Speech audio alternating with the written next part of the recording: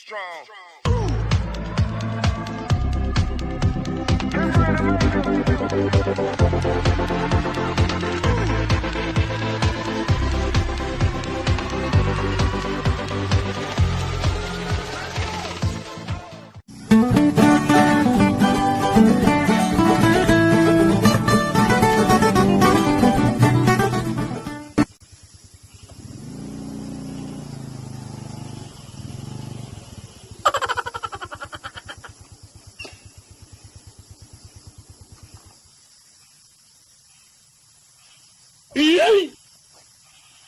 Good morning guys! Today is May 25, 2021. Tulad ng sinabi ko, ngayon yung bitay o yung a day before the full moon. So, ako'y magtatanim ngayon ng dwarf coconut at saka durian.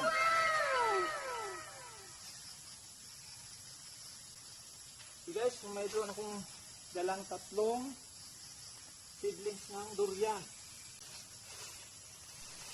Tcharan! Okay, so ang variety nito is tinatawag na puyat.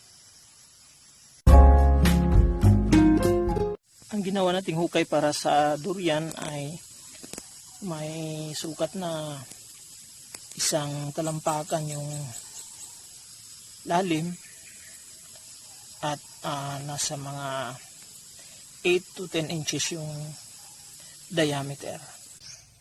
Okay guys, itatanim na natin itong ating durian. Okay, so tulad nung itatanim natin ng dwarf coconut, yung kakailanganin lang natin ay siyempre ating durian seedling, pala, saka yung humus at saka yung kalihin natin. Okay, so una, dandahan lang na tatanggalin yung itong plastic.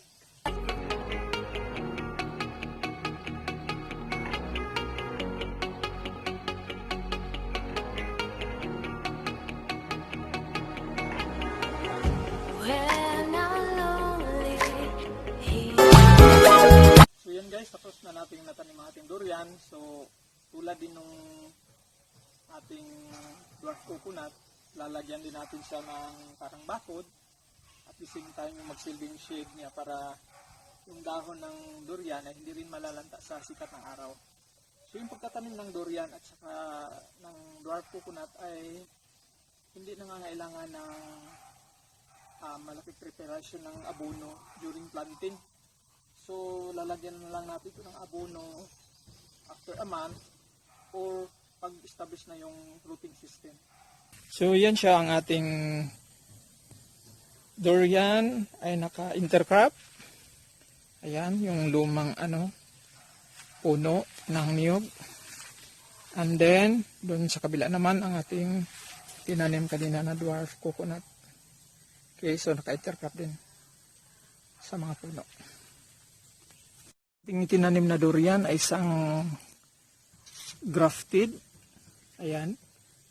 So, expected ito'y namumunga din 3 to 5 years from now. Depende sa kanyang tubo at depende sa soil condition.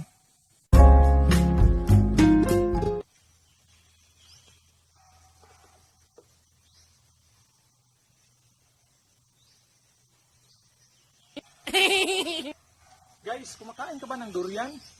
Naku, kung hindi ka pa nakatikim, kumain ka. Huwag yung buong bunga ha. Hindi yung laman ng bunga. Tiyak na sasarapan ka guys. Medyo may kaunting amoy pero yakang-yaka lang. So sa mga hindi pa nakatikim ng durian, punta kayo dito sa Davao region kasi marami dito. Saka mumura pa ng mababa ang presyo ng mga durian. Wow! At saka maraming klase. May mga masasarap tulad nung tinanim natin kanina, yung puyat. Saka lalo na yung tinatawag ng D101. Guys, tapos ko nang matanim yung mga durian seedlings. Okay, so ako'y aalis na guys kasi kami ay mamimiesta. Pista doon sa Kawitan. Napaka malayong bukid. Pero alam nyo guys, maraming magagandang tanawin doon. Wow. May tinatawag doon na Kawa-Kawa Falls. So next time guys, papasyal ko kayo doon. Okay guys, so thanks for watching. And please don't forget to like and subscribe my YouTube channel. Bye bye!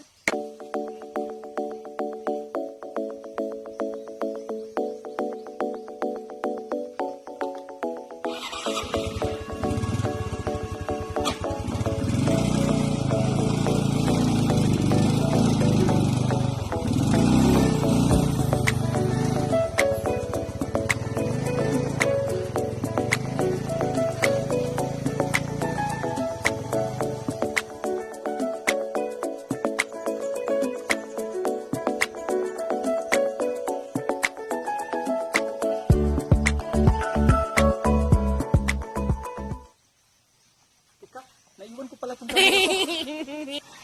At saka itong aking ginamit na mahiwagang tripod.